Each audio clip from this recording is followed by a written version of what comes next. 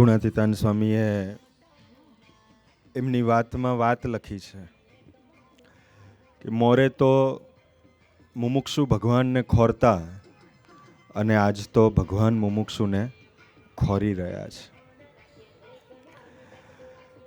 એ વાતને સાકાર કરવા ગુરુહરિ સ્વામીશ્રી વર્ષો પહેલાં છોટાઉદેપુર બાજુ અહીંયા વિચરણમાં પધારતા. આજે જ અમે ગાડીમાં આવતા હતા તો એ વાતની સ્મૃતિ અમરીશ સ્વામીએ કરાવી કે અત્યારે તો આ રસ્તાને બધું સારું છે, પણ એમને કીધું કે વર્ષો પહેલાં સ્વામીજી જ્યારે પધારતા ત્યારે આ બાજુ કોઈ વ્યવસ્થા નહીં, રસ્તા નહીં, પણ આપણને બધાને પોતાનો સંબંધયોગ આપવા, આપણાનું બધાનું કલ્યાણ કરવા, જેમ જસુભાઈએ વાત કરી, બહુ અદ્ભુત વાત કરી. ભગવાન સ્વામિનારાયણ જે સિદ્ધાંત લઈને આ ધરતી ઉપર આવ્યા એ સિદ્ધાંતની એમને વાત કરી. ગુણાતન સાંઈ કીધું કે મહારાજ પોતાનું અક્ષરધામ, પાર્ષદ અને બધું ઐશ્વર્ય લઈને આવ્યા છે ને એ ઐશ્વર્યમાંનું એક એટલે એમનો સંબંધયોગ. તો એ સંબંધયોગની વાત એમને કરી કે પેલા ડોશીમાએ ખાલી પથ્થરો નાખ્યો ને એમનું કલ્યાણ થયું, તો આજે તો આપણે સૌ પ્રત્યક્ષ ગુરુહરિની સાનિધ્યમાં બેઠા છે. તો કલ્યાણ તો આપણું નક્કી છે, પણ બીજી બાજુ એ કલ્યાણ કરનાર પુરુષના દાખલાનો વિચાર કરીએ તો સ્વામીજી વર્ષો પહેલાં પધારતા હશે તો એ સ્વામીજીની આપણને બધાને યોગમાં લેવાની, એમનો સંબંધયોગ આપવાની ગરજ કેટલી બધી. કેમ કે આ બાજુ તો વિચરણમાં આવતા આવતા રસ્તામાં જોયું, આજુબાજુ નજર કરીએ તો નકરા મવડાના જ ઝાડ છે અને સમય બી એવો થયેલો કે ભાઈ શરબતનો જ ટાઈમ. પણ એવી પરિસ્થિતિમાં બી ગુરુહરિ સ્વામીશ્રી આજથી 30-40 વર્ષ પહેલાં પધારતા અને આપણને બધાને એમનો સંબંધયોગ આપી ધીમે ધીમે ધીમે ધીમે સત્સંગના માર્ગે કરી અને આપણને એક પશુ જીવનમાંથી માનવ જીવનમાં લઈ ગયા. માનવ જીવનમાંથી આપણને ભક્ત બનાયા અને ભક્તમાંથી આપણને ભગવાનના ભૂલકું બનાયા. જે વાત પેલા આગળના બે ભક્તોએ કરી કે ભક્તો કેવા હશે, એ અઠવાડિક સભા ભરવા જાય તો ગુરુહરિ સ્વામીશ્રી પાછલા પગે એમને દર્શન આપે, પણ એ ભક્તનું હૃદય બી એવું હશે તો એની પાછળ દાખલો તો ગુરુહરિ સ્વામીશ્રીનો છે. ને અત્યારે એવો જ દાખલો ગુરુહરિ પ્રબોધ સ્વામીજી આપણી પાછળ કરી રહ્યા છે. પણ ભગવાન ધરતી ઉપર આવે તો આપણને શું આપે? પ્રણવભાઈ આગળ કહેતા હતા, વાત કરતા હતા કે ભગવાન ધરતી પર આવે તો શું આપે? તો આપણને એવું હોય કે પરામાં રહીએ છીએ તો ગામમાં ઘર થાય, ગામનું નાનકડું ઝૂંપડું હોય તો એનાથી મોટું થાય, સાયકલ હોય તો બાઇક આવે, બાઇકમાંથી ગાડી આવે. પણ એમને સરસ વાત કરી કે ભગવાન ધરતી પર આવે તો એ બધું તો આવતા આવી જાય, પણ એથી વિશેષ આપણને અંતરથી સુખી કરવા માટે આવે, આપણને કંઈક સાચી સમજણ આપવા માટે આવે. ભગવાન સ્વામિનારાયણ વિચરણ કરતા હતા નીલકંઠવર્ણી રૂપે. વિચરણ કરતાં કરતાં મહારાજ એક ગામે પધાર્યા. ત્યાં લખુચારણ કરીને એક બાઈ હતી, એનો નેસ હતો, ભેંસો ગાયો બધું રાખતી હતી, એનો એક દીકરો હતો. મહારાજ નીલકંઠવર્ણી રૂપે વિચરણ કરતા હતા. ભગવાન સ્વામિનારાયણ એકદમ સૌમ્ય મૂર્તિ હતી, તપશ્ચર્યા કરેલું, શરીરનું લોહી સૂકવી કાઢેલું, કોઈ બી ભગવાનને જુએ તો આકર્ષિત થઈ જાય એવું એમનું અદ્ભુત દર્શન હતું. એટલે બાઈના ગામે ભગવાન સ્વામિનારાયણ પધાર્યા, બહાર ચોરા ઉપર બેસીને ધ્યાન કરતા હતા.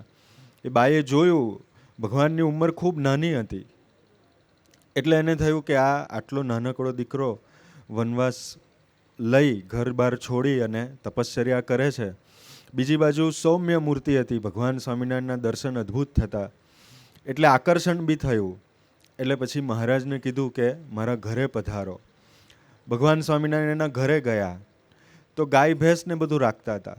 એટલે મહારાજને પ્રાર્થના કરી. ભગવાન સ્વામિનારાયણ તો કશું લેતા નહોતા વન વિચરણ દરમિયાન, પણ એ બાઈનું દિલ હશે એટલે ભગવાને એના પાસેથી દૂધ ગ્રહણ કર્યું. એને પ્રાર્થના કરી તો મહારાજ એના ઘરે લગભગ 2 અઠવાડિયા સુધી રોકાયા, 15 દિવસ સુધી. 15 દિવસ પછી ભગવાન સ્વામિનારાયણ એને ત્યાંથી નીકળતા હતા નીલકંઠવર્ણી. રોજ પેલી બાઈ દૂધ જમાડે, દહીં જમાડે, રોટલો જમાડે, મહારાજ જમે એનું દૂધ દહીં ને બધું. 15મે દિવસે ભગવાન સ્વામિનારાયણ નીકળતા હતા અને મહારાજે કીધું કે અમે તમારા ઉપર રાજી થયા છે, તમે અમારી ખૂબ સેવા કરી છે, તો કે કંઈક માંગો અમે તમને આપીએ.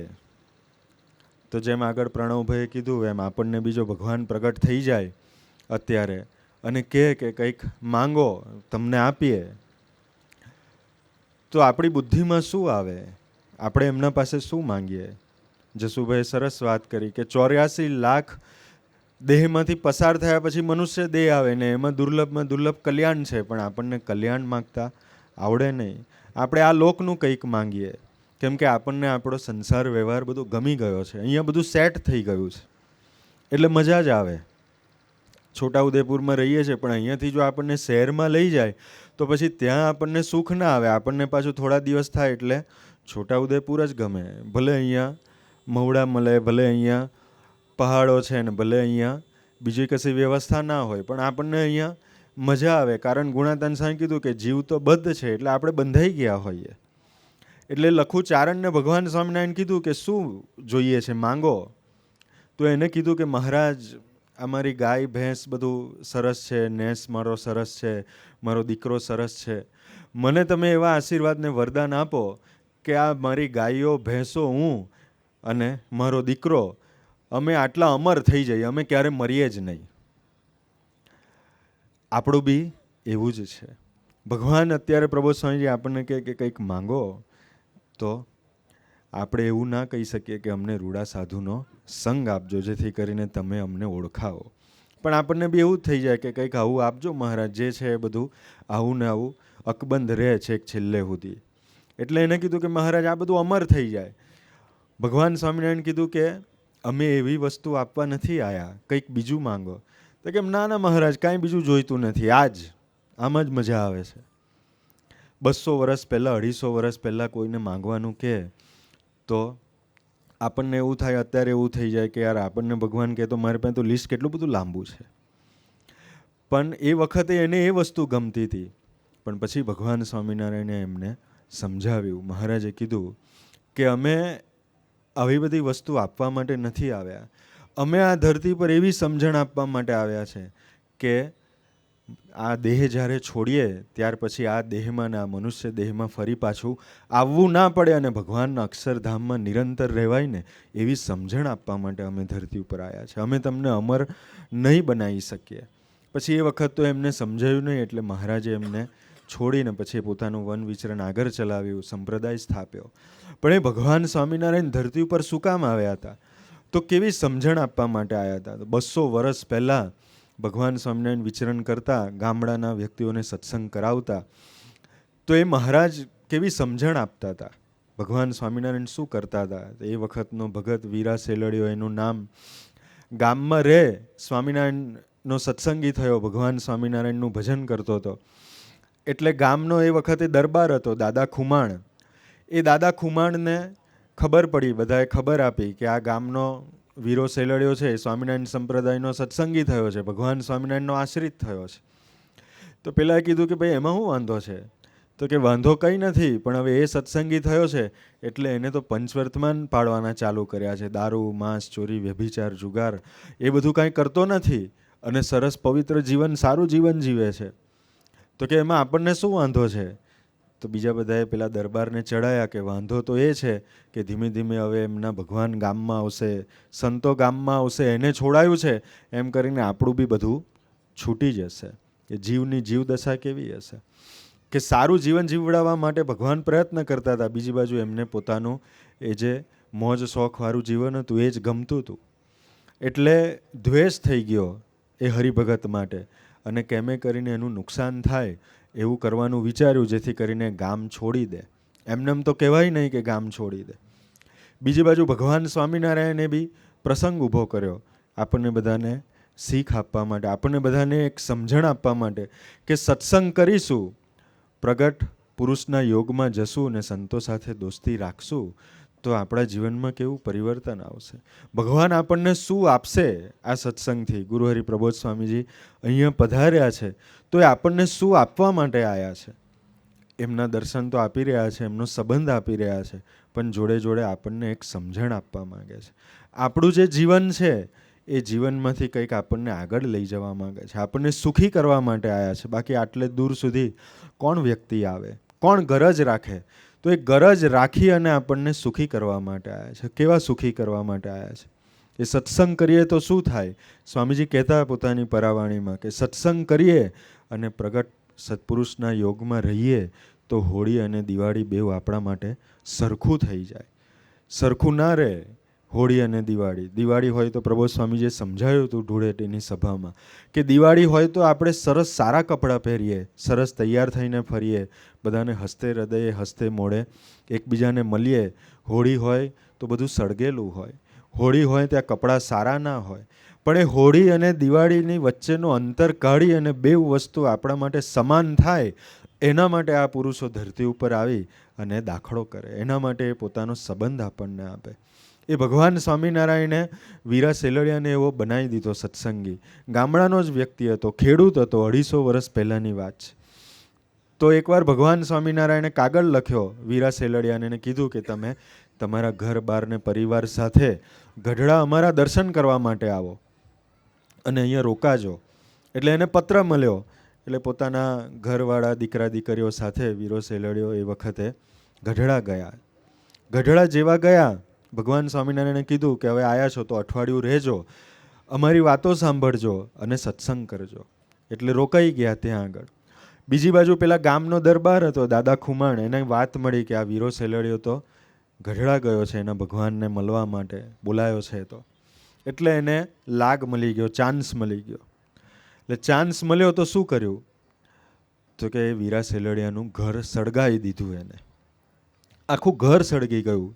લાકડાના ઘર, એ જમાનાના ઘર બધું સળગીને નીચે પડી ગયું. પેલો તો ગઢડામાં હતો.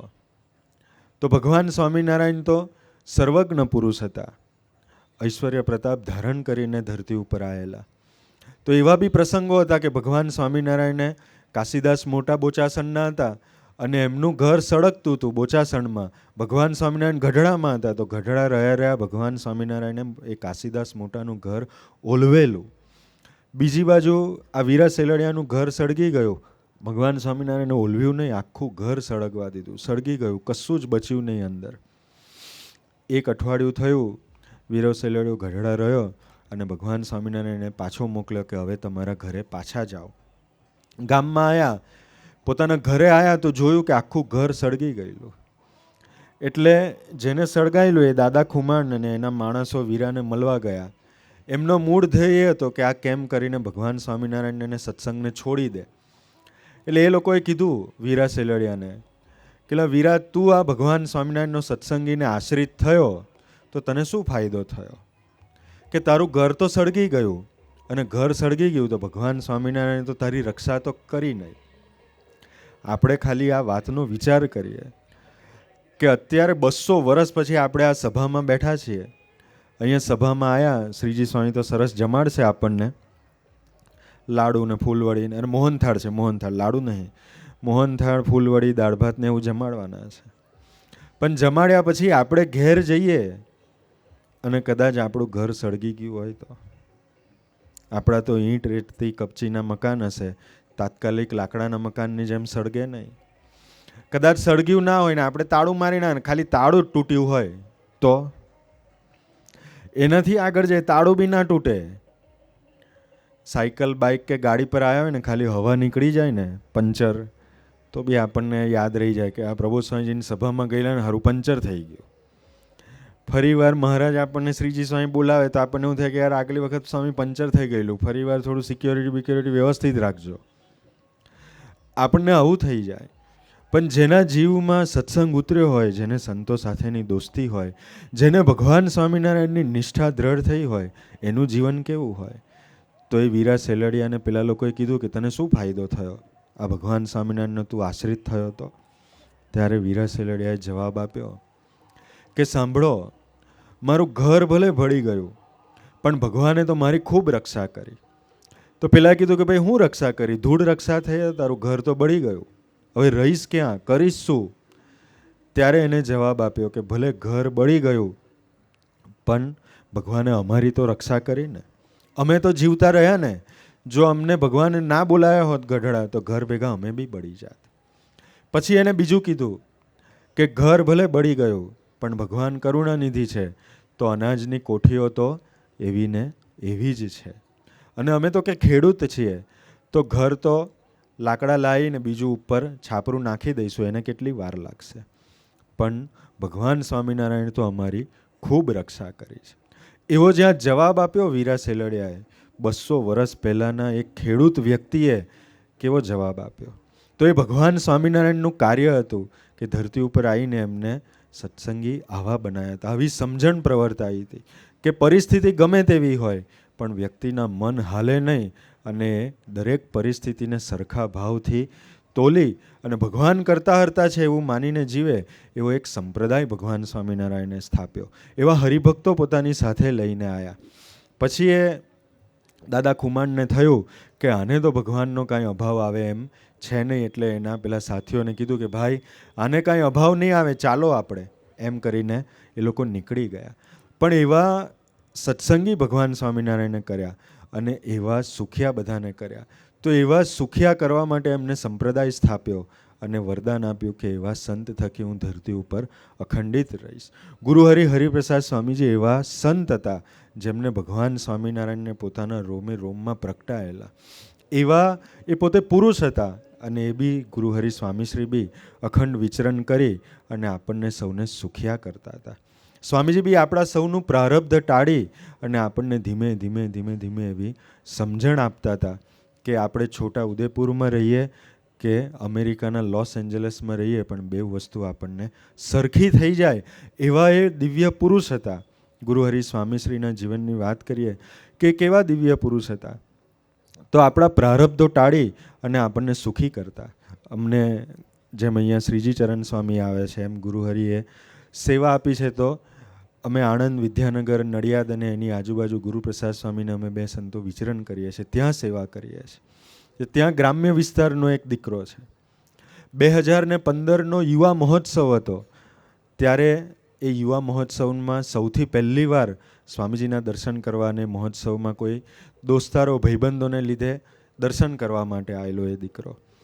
મહોત્સવમાં 5 દિવસ હરિધામની ધરતી ઉપર રહ્યો.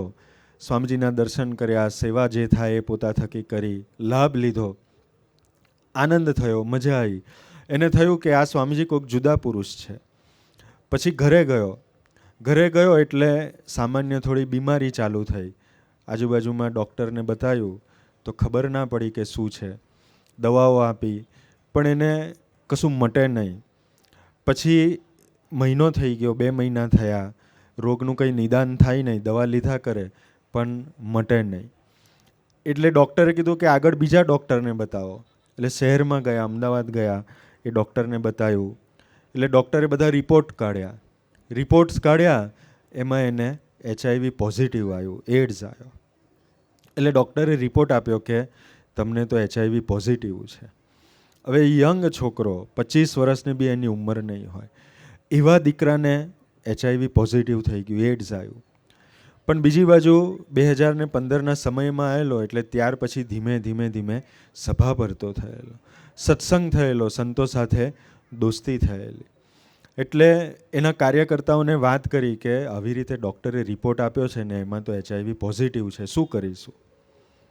જે રોગની અત્યાર સુધી કોઈ દવા નથી એવો રોગ એને થઈ ગયો.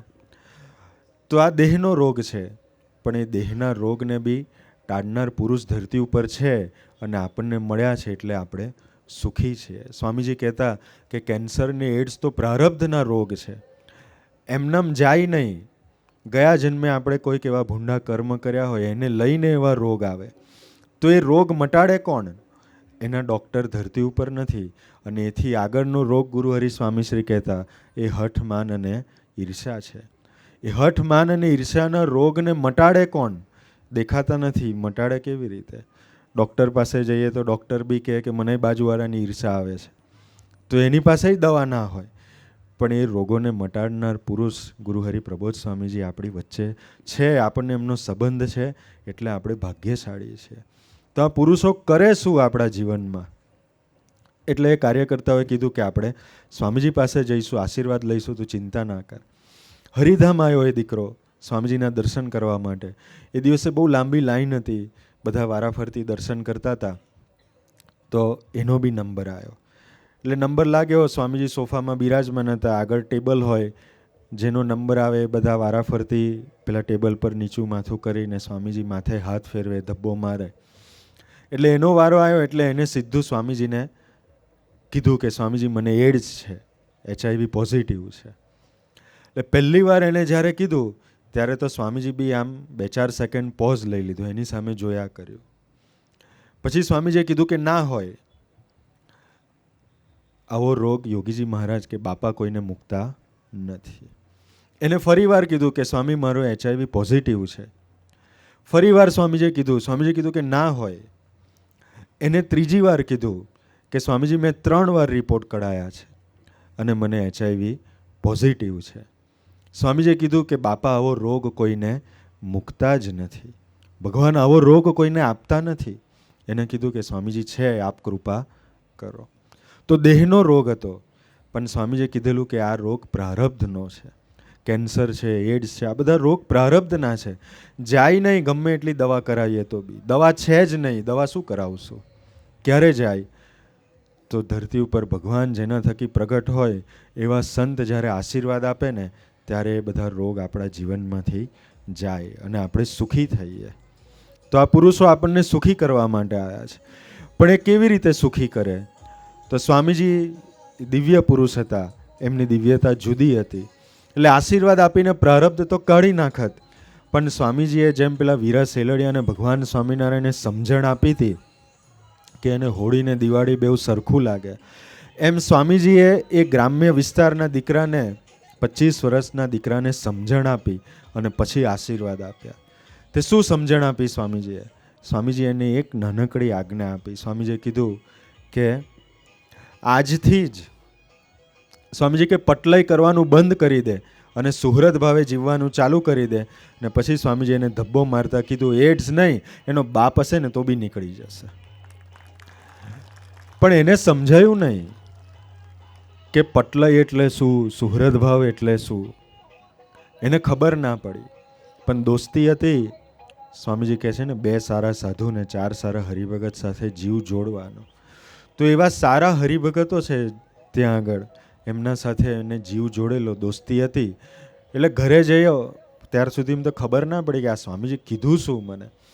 પછી પેલા લીડરો કાર્યકર્તાઓને પૂછ્યું કે આ પટલય એટલે શું ને સુહૃદ ભાવ એટલે શું. આપણને બી ખબર ના પડે પટલય એટલે શું. એટલે પછી એના લીડરે સમજાયું એને કે આપણે ગામમાં રહીએ છીએ, પણ નવરા પડીએ ત્યારે શું કરું છું? તો કે નવરો પડું ત્યારે તો ચોરે જઉં છું. તો પેલાએ સમજાયું કે ચોરે જઈ અને પછી જે લોકોની માથાકૂટ કરીએ છીએ કે આને આમ કરવું જોઈતું હતું, આને આમ કર્યું હોત તો સારું થાત, એ જે બધું છે ને એને પટલય કહેવાય. આપણે બી એવી પટલય કદાચ કરતા જ હશું ને. હવે તો પટલયની સિઝન આવે છે, કેમ કે ઇલેક્શન છે 2 મહિનામાં. એટલે ટિકિટ તો જસુભાઈને મળી હોય, પણ ચર્ચા આપણે કરીએ કે આમ કરે ને તો વોટ વધારે આવે, કે આવું કરવું જોઈએ તો સારું. હવે આપણે ઘેર ઊભા રહીએ તો કોઈ જીતાડે નહીં એવી પરિસ્થિતિ હોય, અને પેલા એમને દિલ્હીથી ટિકિટ મળી હોય, પણ એમની ચિંતા આપણે કરીએ અને એમને આપણે સલાહ આપવા જઈએ, એનું નામ પટલય કહેવાય. તો કેટલી બધી પટલય કરીએ ઘરમાં, ગામમાં, મંડળમાં. એટલે એને સમજાયું કે યાર હું તો ચોરે બેસીને આ જ કરું છું. એટલે પેલા એના કાર્યકર્તાએ સમજાયું કે આને બંધ કરવાનું અને સુહૃદ ભાવે જીવવાનું. તો કે સુહૃદ ભાવ એટલે શું? કે આપણે પહેલાં પટલય બંધ કરીશું ને એ ધીમે ધીમે ધીમે સ્વામીજી સુહૃદ ભાવ શું છે એ સમજાવશે. સુહૃદ ભાવ તો બહુ ઊંચી વાત છે, પણ ઘરમાં એકબીજાના દાસ થઈને રહીએ, એકબીજાને મોટા માનીએ ને ઊંચા અવાજે વાત ના કરીએ, એટલું કરીશું તોય સ્વામીજી સુહૃદ ભાવ માની લેશે. એવું એમને જેવું આવડ્યું એવું સમજાયું. પેલા દીકરાએ એ વાત ધીમે ધીમે ધીમે ધીમે શરૂ કરી. પટલય કરવાનું બંધ કર્યું. સુહૃદ ભાવ તો ખબર પડી જ નહીં, પણ ગામમાં જે ચોરે બેસવા જતા, લોકોની માથાકૂટો કરતા, આને આમ કરવું જોઈએ, પેલાએ આમ કર્યું હોત તો સારું થાત, એ બધી વાતો બંધ કરી. તો 2015માં ગુરુહરિ સ્વામીશ્રી એને આશીર્વાદ આપેલા. 2020માં એ દીકરો મને 20ના સમય પછી મળ્યો હતો, ત્યારે એને મને કીધું હતું કે સ્વામી 5 વર્ષ થઈ ગયા સ્વામીજીના આશીર્વાદને, તો 5 વર્ષમાં એને કીધું કે માથાની દુખાવાની નાનકડી ગોળી બી લીધી નથી ને એડ્સ તો ક્યાં ગયો એ દેખાતો નથી. આજે બી એ દીકરો અમરીશ છે, સરસ રીતે જીવન જીવે છે. પણ એને સમજાયું કે મારા જીવનમાં મારે પટલાઈ નથી કરવાની, મારે તો દાસના દાસ થવાનું છે, ભગવાન અને એના ભક્તોના દાસ થવાનું છે. તો એવું દાસત્વના માર્ગે જીવીને સરસ જીવન જીવી રહ્યો છે. ગ્રામ્ય વિસ્તારમાં જ રહે છે આપણા બધાની જેમ. પણ સ્વામીજીએ ધરતી ઉપર આવીને આ કાર્ય કર્યું છે. તો એ ગુરુહરિ સ્વામીશ્રી આપણી વચ્ચેથી ગયા નથી, સત્પુરુષ ધરતી ઉપરથી જતા નથી. ભગવાન સ્વામિનારાયણે વરદાન આપ્યું કે અમે સંત થકી ધરતી ઉપર અખંડિત રહીશું. તો પેલા ભગતે જેમ વાત કરી કે પહેલાં સ્વામીજી ધરતી ઉપર હતા તો સભા ભરવા જતા હતા તો પાછલા પગે સ્વામીજી દર્શન આપતા હતા, ને સ્વામીજી સ્વધામ પધાર્યા તો અત્યારે ગુરુહરિ પ્રબોધ સ્વામીજી પાછલા પગે ચાલી અને દર્શન આપે છે. તો એના એ જ પુરુષ છે. એના એ જ પુરુષ હોય તો જ એ વસ્તુ શક્ય બની શકે. એ સામાન્ય વસ્તુ નથી. વિદ્યાનગર અમે સેવા કરીએ છીએ, એક દીકરો છે આપણો આણંદનો, 2019માં સત્સંગના યોગમાં આવ્યો, સભા ભરતા થયા. 2020 પછી એકવાર સ્વામીજીના દર્શન કરવા હરિધામ ગયા. પછી એને 12મા ધોરણ પછી ડૉક્ટર બનવું હતું, સારું ભણવું હતું. એટલે સ્વામીજી તો અનિર્દેશથી નીકળી અને બરોડા જતા હતા ડૉક્ટર પાસે. એટલે રસ્તામાં ઊભો રહ્યો, બારી ખોલી, સ્વામીજીએ દર્શન આપ્યા. એને પ્રાર્થના કરી કે સ્વામીજી ડૉક્ટર બનવું છે, આશીર્વાદ આપજો, 12મા ધોરણમાં છું. સ્વામીજી કે મહેનત કરજે, આપણે ડૉક્ટર ચોક્કસ બનીશું. એમ આશીર્વાદ આપીને સ્વામીજી તો બરોડા જવા નીકળી ગયા. પછી એને ખબર કે હરિધામ જઈએ તો આપણે ઠાકોરજી પાસે ભજન કરવા જવું જોઈએ ડેરીએ. એટલે સ્વામીજી પધારી ગયા. પછી ડેરીએ ભજન કરવા માટે ગયા. એટલે ડેરીએ સ્વામીજીની મૂર્તિ પાસે ભજન કરતાં કરતાં આશીર્વાદ સ્વામીજી પાસે પ્રત્યક્ષ લીધા કે મારે ડૉક્ટર થવું છે. પણ જ્યારે ભજન કરવા ગયો ડેરીએ ત્યારે ભજન કરતાં કરતાં પ્રાર્થના એવી કરી કે ડૉક્ટર તો થવું છે પણ રહેવું છે આણંદમાં જ, કેમ કે અહીંયા આત્મીય વિદ્યાધામ મંદિર છે, સંતો છે, સ્વામીજી પધારે અવારનવાર, તો સત્સંગનો યોગ રહે, બીજે બહુ દૂર નથી જવું, અહીંયા રહીને જ આણંદ રહીને જ ભણવું છે. એવો એને સ્વામીજી પાસે ભજન કરતાં કરતાં સંકલ્પ કરી દીધો. પછી તો 12મું ધોરણ પૂરું થયું, રિઝલ્ટ આવ્યું, એડમિશનો ચાલુ થયા. એડમિશન ચાલુ થયા તો ડૉક્ટરમાં કોઈ જગ્યાએ એડમિશન મળ્યું જ નહીં. એટલે પછી ના છૂટકે બીજી ડિગ્રીમાં ફાર્મસીમાં એડમિશન લેવું પડ્યું. એનું ભણવાનું ચાલુ કર્યું. પણ વિચારો ખૂબ આવતા કે સ્વામીજીએ કીધું હતું કે ડૉક્ટર બનવાનું છે અને એડમિશન મળી જશે, આપણે ડૉક્ટર થઈ જઈશું. તો કે મને તો એડમિશન મળ્યું નહીં ને મને તો હવે આ ફાર્મસી ભણવાનું થયું. એટલે એના વિચારમાં 2-3 મહિના નીકળી ગયા. પછી એક દિવસ રાત્રે સ્વપ્નમાં સ્વામીજીએ દર્શન આપ્યા, હરિપ્રસાદ સ્વામીજીએ દર્શન આપ્યા. એટલે એને પૂછ્યું કે સ્વામીજી તમે મને આશીર્વાદ આપેલા કે ડૉક્ટર બનવાનું છે, એડમિશન મળશે. તો કે એડમિશન તો મળ્યું નહીં અને આ તો ફાર્મસી ભણું છું. કેવા દિવ્ય પુરુષ આ ધરતી ઉપર ગુરુહરિ સ્વામીશ્રી હતા. સ્વપ્નમાં બી આવીને આપણા પ્રશ્નોનું સમાધાન કરી જતા, એમાં બી આપણું બગડવા દેતા નહીં. પણ એવા ને એવા જ પુરુષ ગુરુહરિ પ્રબોધ સ્વામીજી છે, વાત એ નહીં કરી રહ્યો છે. તો સ્વામીજી એને કીધું કે યાદ કર, એ દિવસે મેં તો તને બારીમાંથી કીધું કે આપણને એડમિશન મળશે ને ડૉક્ટર થઈશું, પણ પછી તે ડેરીએ જઈને શું પ્રાર્થના કરેલી એ વિચાર. એટલે એને યાદ આવ્યું કે સ્વામી મેં તો ડેરીએ જઈને તમને એવું કીધું હતું કે મારે આણંદમાં રહીને જ ભણવું છે અને અહીંયા સત્સંગ સારો થાય ને બધું સરસ છે.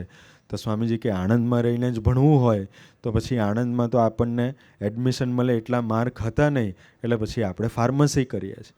એટલે પછી એને થયું કે હા સ્વામી, ભૂલ તો મારી છે કે હું ભૂલી ગયો તો મેં તમારી પાસે પ્રાર્થના કરી હતી. પછી તો સ્વામીજી આશીર્વાદ આપ્યા કે આપણે મહેનત કરવાની છે અને બહુ સારું ભણવાનું છે.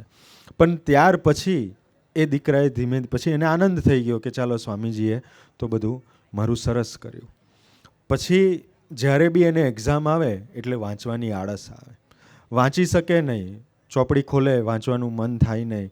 અંદરથી એવું થાય કે હવે આપણે તો છેલ્લા દિવસે બી વાંચી લઈશું તોય પતી જશે, અત્યારથી વાંચવાની ક્યાં જરૂર છે. જ્યારે બી એવું થાય ત્યારે એને સ્વામીજી રાતના ફરી પાછા સ્વપ્નમાં દર્શન આપે અને સ્વામીજી એને યાદ કરાવે કે ભલે આપણે ફાર્મસી કરીએ છીએ પણ આમાં બી આપણે બહુ જ સારું ભણવાનું છે અને સારું ભણવું હશે તો આપણે મહેનત કરવી પડશે, એટલે આપણે લાગી જાઓ. એટલું એક વાક્ય સ્વામીજી એને યાદ કરાવે એટલે ફરી પાછી પેલી આળસ જતી રહે અને વાંચવાનું ચાલુ થઈ જાય, સારું ભણે. એમ કરતાં કરતાં 2-2.5 વર્ષ ભણવામાં પૂરા થઈ ગયા અને ગુરુહરિ સ્વામીશ્રીએ દેહ છોડી દીધો 26મી જુલાઈ 2021ના દિવસે. સમાચાર મળ્યા, હરિધામ દર્શન કરવા ગયા, સ્વામીજીના દર્શન થઈ ગયા. પણ પછી ખૂબ વિચારમાં રહેતો એ દીકરો કે સ્વામીજી તો ધરતી પર હતા ત્યાં સુધી તો મારી ખૂબ રક્ષા કરતા હતા, કે આવી રીતે જ્યારે જ્યારે મારા જીવનમાં આળસ આવી જાય ત્યારે સ્વામીજી મને સ્વપ્નમાં આવીને દર્શન આપીને ઢંઢોળતા, મને જાગૃત કરતા, મારો સમય બચાવતા અને મને એક સારા માર્ગે લઈ જતા. તો કે હવે સ્વામીજી રહ્યા નથી તો હવે મારું શું થશે? હવે મને આવી રીતે જાગૃત કોણ રાખશે? હવે આત્માની યાત્રા આગળ કોણ લઈ જશે? હવે ભણવાનું શું થશે?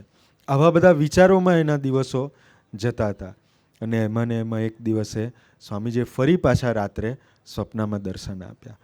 જે દિવસે સ્વપ્નમાં દર્શન આપ્યા ફરી પાછા, ત્યાં સુધી એને પ્રબોધ સ્વામીજીનું ખાલી નામ સાંભળેલું ને જોયેલા, પણ પ્રબોધ સ્વામીજીની એવી કોઈ ઓળખાણ નહીં, કોઈ એવી દોસ્તી નહીં, કોઈ એવો મહિમા નહીં, કશું સાંભળેલું નહીં, ઓળખે જ નહીં પ્રબોધ સ્વામીજીને. પણ એ દિવસે એને સ્વામીજીએ જ્યારે ફરીવાર દર્શન આપ્યા ત્યારે સ્વપ્નમાં સ્વામીજી એકલા નહોતા, પણ સ્વામીજી સાથે પ્રબોધ સ્વામીજીને લઈ ગયેલા. અને એ દિવસે સ્વામીજી એને કીધું, એનો હાથ લીધો, પ્રબોધ સ્વામીજીનો હાથ લીધો સ્વપ્નમાં, અને સ્વામીજીએ એનો હાથ પ્રબોધ સ્વામીના હાથમાં આપીને કીધું કે આજથી હવે તારો હાથ હું આ પ્રબોધ સ્વામીજીને આપું છું અને આજથી હવે પ્રબોધ સ્વામી તારી રક્ષા કરશે અને તને માર્ગદર્શન આપશે. તો વાત આપણે એ કરીએ છીએ કે ભગવાન સ્વામીને આશીર્વાદ આપે, અમે ધરતી ઉપરથી જતા નથી, અમે અખંડ છીએ. તો એ અખંડ છે. અને વાત એ છે કે જેમ ગુરુહરિ સ્વામીશ્રી એને દર્શન આપતા એ દીકરાને અને કહેતા, જાગૃત કરતા જ્યારે બી આળસ આવી જતી ત્યારે, તો એ દિવસ પછી જ્યારથી સ્વામીજીએ સ્વપ્નમાં હાથ આપ્યો પ્રબોધ સ્વામીજીને, એ દિવસ પછીથી અત્યાર સુધી, આજ સુધી, અત્યારે ફાર્મસીના છેલ્લા સેમિસ્ટરમાં ભણે છે, આજ દિન સુધી જ્યારે જ્યારે એવી આળસ આવી જાય ત્યારે ત્યારે ગુરુહરિ પ્રબોધ સ્વામીજી દર્શન આપીને કહે છે કે હવે આપણે ખૂબ મહેનત કરવાની છે અને સારું ભણવાનું છે. તો એ પુરુષ આપણી વચ્ચે બેઠા છે, એવી એમની દિવ્યતા છે. આપણે એટલે ભાગ્યશાળી છે કે આવા પુરુષની ગોદમાં બેઠા છે, જેના દ્વારા ભગવાન અખંડ વિચરણ કરી રહ્યા છે. અમે હરિધામ હતા ત્યારે તો, અને રુદેલ ગામમાં ગયેલા, છેલ્લી વાત કરીને પૂરું કરી. આ કેવા પુરુષ આપણને મળ્યા છે, બોલે ચાલે, ખાઈ પીવે, બધું આપણા જેવું જ છે, કપડાં બધા અમારા જેવા જ પહેર્યા છે. પ્રભુ સ્વામી વાતો કરે તો બી એકદમ સામાન્ય વાતો કરે, પણ એ દિવ્ય પુરુષ છે, આપણાથી જુદા છે, આપણામાં ને એમનામાં જમીન આસમાનનો ફેર છે. એ વાતને આપણે ક્યારેય ભૂલવાની નહીં. લાગે આપણા જેવા જ છે, પણ એ જુદા પુરુષ છે. એ નક્કી કરે એને એવું દર્શન કરાવે, પણ ના નક્કી કરે એને તો આપણા જેવા જ દેખાય, પણ છતાંય આપણે ગોખવાનું કે મારામાં ને એમનામાં જમીન અને આસમાનનો ફેર છે. તો અમે રુદેલ ગામમાં ગયેલા એક જણની ઘરે પધરામણી કરવા. એ ભાઈ પ્રબોધ સ્વામીજીને પહેલી જ વાર મળતા હતા, એને ક્યારેય પ્રબોધ સ્વામીજીના દર્શન નહીં કરેલા. કોણ પ્રબોધ સ્વામીજી એને ખબર નહીં, પણ એમના કોઈક સંબંધી હતા, એને લઈને એમના ઘરે દર્શન કરવા ગયા. પોતે તમાકુના વેપારી છે એ ગામમાં, ચરોતરનું ગામ છે બોરસદ તાલુકાનું.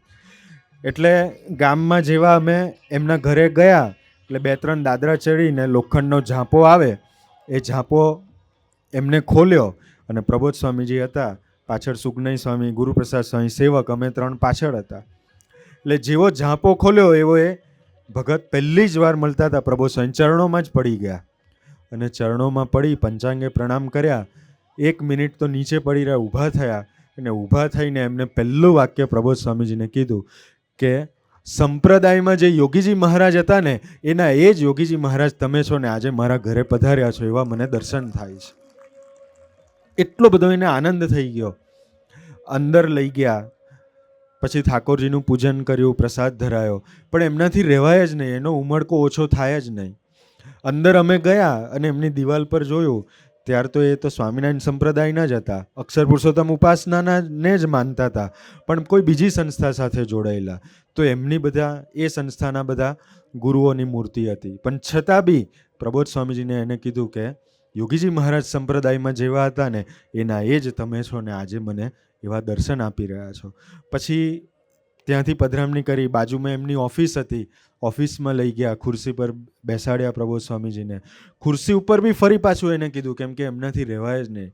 એને કીધું કે સ્વામી, સંપ્રદાયમાં જેવા ગુણાતાન સ્વામી હતા ને જેવા યોગીજી મહારાજ હતા ને એના એ જ તમે આજે મને દર્શન આપી રહ્યા છો. તો એવા આપણને દિવ્ય પુરુષની પ્રાપ્તિ થઈ છે, એટલે આપણે બહુ ભાગ્યશાળી છે. અને એથી વધારે ભાગ્યશાળી પ્રણવભાઈ બહુ સરસ વાત કરી. ભગવાન રાજી થાય ત્યારે આપણને શું આપે? તો ગુણાતાન સાંઈ કીધું કે રૂડા સાધુનો યોગ આપે ને કાં બુદ્ધિ યોગ આપે. તો એવા રૂડા સંતોનો યોગ ગુરુહરિ સ્વામીશ્રી અને ગુરુહરિ પ્રબોધ સ્વામીજીએ આપણને આપ્યો છે, શ્રીજી ચરણ સ્વામી અને સાધુ સૌરભ સ્વામીનો. એ સાધુ સ્વામી તો સાધુતાની મૂર્તિ છે, એમનું નામ જ માવતર છે. અમે બધા સંતો એમને માવતરના હુલામણા નામથી બોલાય. તો એ સાધુતાની મૂર્તિ જેવા સંતની ગોદ આપી આપણને. બીજા શ્રીજી ચરણ સ્વામી છે. તો એ શ્રીજી ચરણ સ્વામી બી બહારથી કઠોર છે પણ હૃદય એકદમ કોમળ છે. ગુરુહરિ પ્રબોધ સ્વામીજી સાથેનો એમનો સંબંધ બી એવો અદ્ભુત છે કે પ્રબોધ સ્વામીજી એમને બધાની વચ્ચે જો બે વાક્ય કહેવા હોય તો શ્રીજી સ્વામીને કહેવા હોય તો પ્રબોધ સ્વામી સંકોચને ના પામે. એવો અદ્ભુત સંબંધ છે. એવા અદ્ભુત સંતો આપણને આપ્યા છે. એમના સાથે દોસ્તી રાખી અને ગુરુહરિ પ્રબોધ સ્વામી સાથેનો આપણે સંબંધ વધારી શકીએ અને એમના સાચા દીકરા થઈ શકીએ, એના માટે ગુરુહરિ પ્રબોધ સ્વામીજી વિચરણ કરી રહ્યા છે. એક છેલ્લી વાત પ્રસંગ યાદ આવ્યો કે પ્રબોધ સ્વામી કેવા દિવ્ય પુરુષ છે. એમને સૂત્ર આપ્યું આપણને કે આ બધા અમરીશ ભક્તો બેઠા છે એટલે એમને જોઈને યાદ આવ્યું. 9 દીક્ષિત બધા અમરીશો છે ને, તો એમને જોઈને વાત યાદ આવી. પ્રબોધ સ્વામી આપણને સૂત્ર આપ્યું છે કે આપણે જો રુચિ રાખશું તો સુરુચિ ભગવાન પ્રગટાવશે, ને સુરુચિ રાખશું તો પછી સાકાર પણ ભગવાન કરી આપશે. તો એ સૂત્ર આપે આપણને વાત કરીને છૂટી જાય એવા વ્યક્તિ, એવા પુરુષ નથી, પણ જો પકડીએ ને તો સાકાર કરી આપે ને એવા પુરુષ છે. તો હમણાં જ્યારે પ્રબોધ સ્વામીજીએ દીક્ષા આપી આત્મીય વિદ્યાધામ પર 14 ફેબ્રુઆરીએ, ત્યારે બધા ભક્તોએ દીક્ષા લીધી. એમાં ત્યાં નડિયાદના એક યુવક વિપુલભાઈ છે, એને બી પ્રબોધ સ્વામીએ દીક્ષા આપી. પછી પ્રબોધ સ્વામીએ આશીર્વાદ આપ્યા. એ આશીર્વાદમાં પ્રબોધ સ્વામીએ વાત કરી કે આપણે સમયનો 10મો અને ધનનો 10મો ભાગ આપવાનો, સ્વાધ્યાય ભજન કરવાનું, અમરીશ દીક્ષા લઈએ છે તો સંકલ્પ કરવાનો. એટલે એ ભગત બી બિચારો દીક્ષા વિધિમાં બેઠો હતો, એનાથી અંદર ને અંદર સંકલ્પ થઈ ગયો કે સ્વામી, ધનનો 10મો ભાગ તો બરાબર છે આપીશું, પણ આ સમયનો 10મો ભાગ આપવો ને એ બહુ અઘરો પડે છે.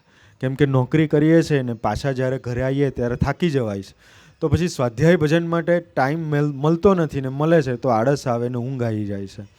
એટલે એને મહાપૂજામાં એ સભામાં બેઠા બેઠા જ સંકલ્પ કર્યો, રુચિ થઈ ગઈ કે મારે સમયનો 10મો ભાગ સ્વાધ્યાય ભજન કરવું છે, તો તમે સાનુકૂળતા કરી આપજો. એટલી પ્રાર્થના મહાપૂજામાં બેઠા બેઠા થઈ ગઈ. પૂજા પતી ગઈ, પ્રબોધ સ્વામીએ બેઝ આપ્યો. ત્યાર પછી એના લીડર મળ્યા, તો એ લીડરને બી એને પ્રાર્થના કરતાં કરતાં કીધું કે આજે તો પ્રબોધ સ્વામી દીક્ષા આપી અને એવું કીધું કે સમયનો 10મો ભાગ કાઢજો, પણ કે એ મારા માટે બહુ અઘરું છે, તો તમે કૃપા કરજો, મારા માટે પ્રાર્થના કરજો કે હું સમયનો 10મો ભાગ કાઢી શકું. એને ખાલી આટલી જ પ્રાર્થના મહાપૂજામાં કરી, આટલી જ રુચિ રાખી, પોતાના કાર્યકર્તાને કીધું. તો બીજી બાજુ પ્રબોધ સ્વામી કેવા પુરુષ છે કે આપણે અત્યારે અહીંયા બેઠા બેઠા પ્રાર્થના કરશું ને તો એ આપણી પ્રાર્થના સાંભળશે. એવા દિવ્ય પુરુષ છે. એવો અનુભવ એને કરાયો અને એવો આપણને બી ચોક્કસ કરાવશે. પછી એ ભાઈ તો ઘરે ગયા. 2 દિવસ પછી એ જ્યાં જોબ કરે છે એના બોસ બહાર ગયેલા. 2 દિવસ પછી ઓફિસે આવ્યા. એટલે ઓફિસે આવ્યા એટલે વિપુલભાઈને સવારના પોરમાં મળ્યા, તો જોયું તો વિપુલભાઈ તો સરસ અમરીશ ડ્રેસ, ઇન્સર્ટ કરેલું, બેસ પહેરેલો. એટલે એમના બોસ એમને જોઈને પહેલાં તો એકદમ સ્તબ્ધ થઈ ગયા. પછી કીધું કે વિપુલભાઈ, એકદમ પ્રોફેશનલ લાગો છો તમે. તો કે હા, મેં અમરીશ દીક્ષા લીધી. પછી એ ભાઈ, એનો બોસ સત્સંગી નથી, સ્વામિનારાયણ સંપ્રદાયને જાણે છે પણ એવો કોઈ સત્સંગી નથી. તો એમના બેઝને પગે લાગ્યા એમના બોસ, અને પછી એમને પૂછ્યું કે વિપુલભાઈ, દીક્ષા તો લીધી તમે અમરીશ, પણ કે હવે શું કરવાનું આમાં?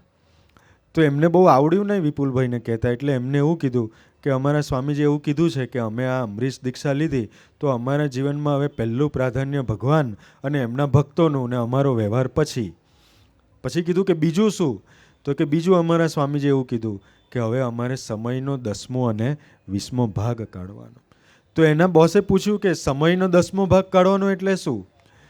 તો કે આખા દિવસમાં, વિપુલભાઈ કીધું કે આખા દિવસમાં 1 કલાક અમારે સ્વાધ્યાય અને ભજન કરવાનું.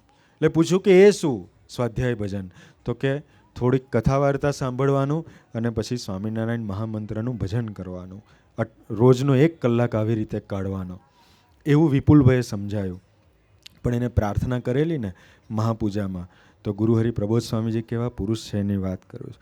એના બોસમાં પ્રવેશ કર્યો અને એ બોસ એ વિપુલભાઈને કીધું કે વિપુલ, આજથી તારે જે સમયનો 10મો ભાગ કાઢવાનો, સ્વાધ્યાય ભજન કરવાનું ને, એ તારે આ ઓફિસમાં જ કરવાનું, તારે ઘરે નહીં કરવાનું, આ ઓફિસમાં જ કરવાનું તારે સ્વાધ્યાય ભજન. 1 કલાક જમ્યા પછીનું, લંચ પછીનો 1 કલાક તારે સ્વાધ્યાય ભજન કરવાનું, ઓફિસનું કામ નહીં કરવાનું.